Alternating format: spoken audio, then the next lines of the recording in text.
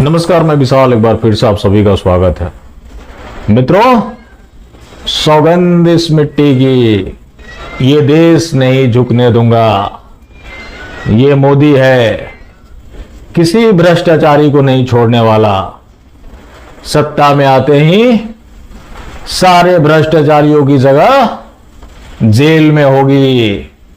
जितने आज भ्रष्टाचारियों ने भ्रष्टाचार किया है, सबकी संपत्ति जब्त कर दी जाएगी और विदेश में जो काला धन जमा है उसको ला दिया जाए। मित्रों, तो सबके अकाउंट में 15-15 लाख रुपए भी डल सकते हैं। बेशक सत्ता आने के बाद अमित शाह ये बोल पड़े कि देखिए, आप सभी जानते हैं कि 15 लाख रुपए किसी के अकाउंट में जाना नहीं था।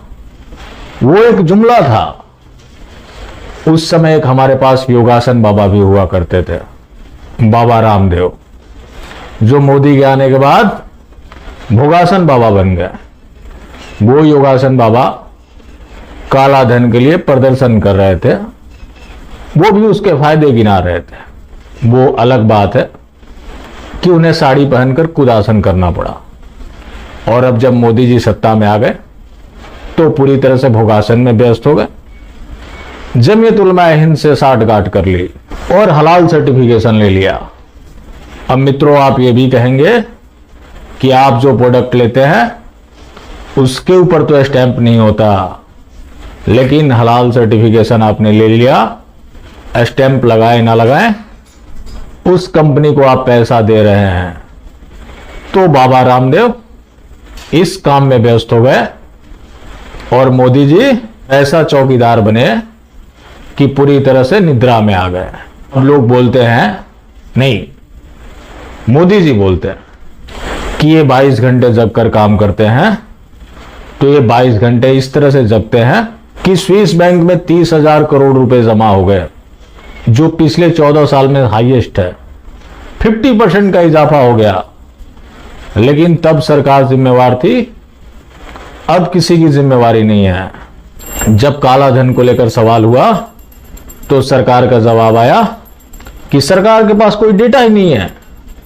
सरकार के पास डेटा नहीं है, देश आज सुरक्षित हाथों में भी है, उसके बावजूद भी 50% का इजाफा हो जाता है। हमारा चौकीदार निद्रा में है। और भजन मंडली, मोदी जी भ्रष्टाचारियों को सपने में भी नहीं बख्श सकते। एक याचिका डली थी, इन्हीं के नेता अश्विनी कुमार उपाध्याय ने वो याचिका डाली थी। राष्ट्रहित से जुड़े हुए जितने भी याचिका होते हैं, मोदी सरकार या तो भागती है, या तो विरोध करती है, आनाकानी करती है, गोल मटोल जवाब देती है। वो याचिका था कि भ्रष्टाचारियों और अपराधियों को आजीवन चुनाव लड़ने पर प्रतिबंध लगे। अब तक का जो प्रोविजन है कि 2 साल से ज्यादा किसी को सजा हो जाती है तो उसके चुनाव लड़ने पर 6 साल की रोक होगी, जिसका केंद्र सरकार ने विरोध किया है कि ये पब्लिक सर्वेंट पर बेशक लागू होता है, लेकिन पॉलिटिशियन के ऊपर लागू नहीं हो सकता। अगर किसी पब्लिक सर्वेंट के ऊपर अपराध सिद्ध हो जाता है तो उसे टर्मिनेट कर दिया जाता है। लेकिन मोदी जी नेताओं के ऊपर लागू नहीं करना चाहते हैं। लेकिन फिर भी मोदी जी भ्रष्टाचारियों को नहीं बख्शते। और कैसा ये देश मजबूत हाथों में है और कैसा चौकीदार है जो भ्रष्टाचारियों को ही बचा रहा है। उसके बावजूद भी मोदी जी की विश्वसनीयता के ऊपर सवाल नहीं खड़ा किया जा सकता। तो तीसरा मामला नुपुर शर्मा और नवीन कुमार जिंदल का है। यूएस ने इनके बयान की निंदा की है, लेकिन मास्टर स्ट्रोकवादियों की माने तो भारत विश्व गुरु बन रहा है, क्योंकि हमारे पास वैश्विक नेता है जिसे बेशक बाइडेन इग्नोर कर दे, बाद में धड़फड़ में जाए, सबसे आगे खड़ा होकर फोटो खिंचा ले, उस फोटो को दुनिया के सामने प्रदर्शित किया जाए कि मोदी जी आज पूरे विश्व को लीड कर रहे हैं। नेड प्राइस ने निंदा ही नहीं की, साथ ही कहा कि भारत के उच्च अधिकारियों से लगातार उनकी वार्ता होती है ताकि भारत में जो रिलीजियस फ्रीडम है उसके ऊपर कोई आंच ना आए, मानवाधिकारों का कोई हनन ना हो।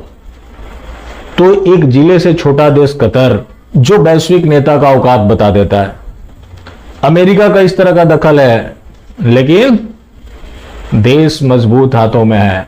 तो नुपुर शर्मा को लेकर भी बड़ी खबर है।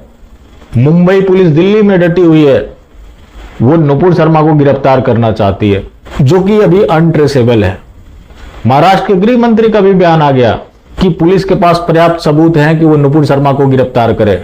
तो वैश्विक नेता अपनी प्रवक्ता को नहीं बचा पाता, लेकिन भजन मंडली हम जैसे लोगों के पास जरूर आती है कि तुम तो मोदी जी की वजह से बोल पा रहे हो। लेकिन वो वैश्विक नेता जहां उसको कुछ करने की बारी आती है तो मौनी बाबा बन जाता है, लेकिन वो हम जैसे लोगों को जरूर बचाएंगे। बात बंगाल की आती है, वहां भी मौनी बाबा बन जाते हैं। कार्यकर्ता मरे तो मरे, कोई बात हो तो उनको उनके हालात पर छोड़ दिया जाए, भारत बैकफुट पर आ जाए, हर जगह भारत की किरकिरी हो।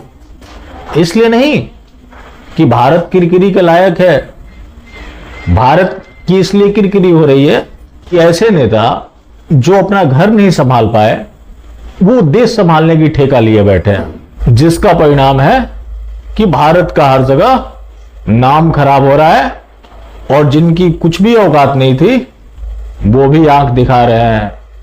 लेकिन भारत आज मजबूत हाथों में है।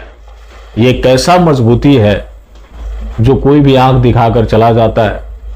हर मामलों में विदेशी दखल होते हैं, लेकिन चौकीदार पहरेदारी कर रहा है।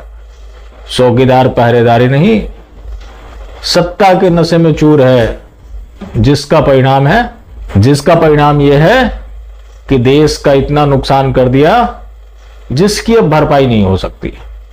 बाकी जिंदा रहे तो फिर मिलेंगे, और मिलते रहेंगे तो जिंदा रहेंगे। मिलना जुलना जारी रखें, लेकिन हां, मास्टर स्ट्रोक वादी बिल्कुल भी ना हो।